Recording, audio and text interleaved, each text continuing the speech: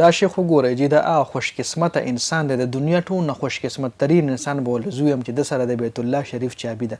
دې خاندان سره د بیت الله شریف چابي څنګه راغله ویډیو مکمل وګورئ، مکمل واقعه در سره هم شریک کوم ځکه زموږ دپاره پکې یو ډېر غټ انفارمیشن پروت دی او د ثواب په نیت باندې دا ویډیو مخکې ملګرو سره شریک کړئ، کمنټ کې سبحان الله ماشاءالله ضرور لیکئ ځکه دا دومره بختور انسان به ولې زوی یم، دومره لکی انسان چې د دنیا ټول نه بختور دی چابي د سره په لاس کې وي چې د دنیا هر یو ملک بادشاه وغواړي نو چې دنه اجازت نه شته و د پیډ نه وي نو هغه دننه حرم شریف له مطلب بیت الله شریف له دننه نشي تللی.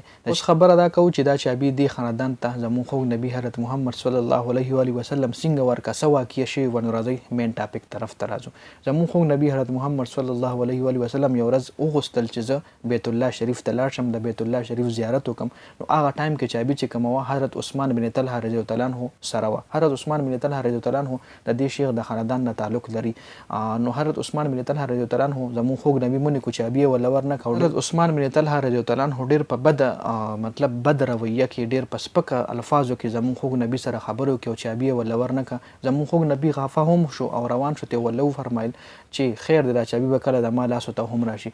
نو حضرت عثمان بن طلحه ولو او فرمایل چې دا چابي هیڅ کله هم د قریش خاندان ته نشي ورتلی، دا په ټول عمر ما سره وي. هغه ټایم مکه چې کومه وه د مسلمانانو قبضه کې نه وه، نو ځکه دا چابي حضرت عثمان بن طلحه رضی الله عنه سره وه چې کله مسلمانانو مکه قبضه کړه نو زموږ خوږ نبی حضرت محمد صلی الله علیه و وسلم سره صحابه کرام ټول ولاړو او وی فرمایل ولا د موږ نبی ولو فرمایل چې حضرت عثمان بن طلحه به کم ځای وي هغه سره د حرم شریف د بیت الله چابي ده او هغه مال پیدا کوي. حضرت علی رضی الله عنه فرمایل چې ته لاړ شه او حضرت عثمان بن طلحه مال را پیدا کړه. چونکې حضرت عثمان بن طلحه ته پته لګېدلې وه چې مکه مسلمانانو قبضه کې شوه نو هغه ځان پټ کړی و، هغه یارېدو چې چابي به رانه اوس هم اخلي او کیدای شي قتل مې هم کړي، نو پټ شوی. نو حضرت علی رضی الله عنه لاړو او حضرت عثمان بن طلحه را پیدا کړو، خوږ نبی یې راوستو، خوږ نبی په خدمت کې پیش کو. نو خوږ نبی حضرت محمد صلی الله علیه و وسلم هغه نه چابي واغشتله او حرم شریف کولاو کو، مطلب د بیت الله زیارت وکړو او بیا چابي هغه سره لاس کې ونو. هغه ټایم کې نور صحابه کرام هم ولاړو چې کې حضرت عباس رضی الله عنه چې د بنو هاشم فیملی نه تعلق ساتلو هغه پکې هم ولاړو.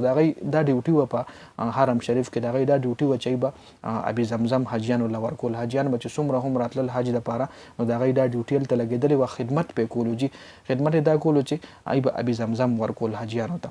نو حضرت عباس رضی الله عنه ولو فرمایل زموږ خوږ نبی ده چې دا چابي مال راکړه دا به مونږ سره وي، چونکې مونږ دې ذکر ټایم موجود یو، حاجیانو له اوبه ورکوو نو دا چابي به هم مونږ سره نو هم زمونږ د خوږ نبي اخلاق وګورئ. زمونږ خوږ نبي حضرت عثمان بن طلحه رضی الله عنه له اواز کو چابي هغه له واپس ورکړو. دی ولو فرمایل چې دا چابي به ټول عمر د ستاسو خاندان سره وي، تر قیامته پورې به دا چابي د ستاسو خاندان سره وي. نو دا شیخ چې تاسو له کوم ما د ویډیو کې وښولو نو دا شیخ چې کوم دا د حضرت عثمان بن طلحه رضی الله عنه د خاندان دی او دا چابي به ټول عمر د فیملی سره وي، د نه پس په بل مشر سره وي، هغه نه پس په بیا بل سره تر قیامته پورې به دا چابي چې کوم دی عمدې خاندان سره وي. نو زموږ خوږ نبی اخلاق ولو ګوره جي چې ټایم کې چې کله مکه د مسلمانانو قبضه کې نه وه نو دې حضرت عثمان بن طلحه رضی الله عنه زموږ خوږ نبي له چابي نه ورکوله، ورې ولا نه کوله د بیت الله شریف.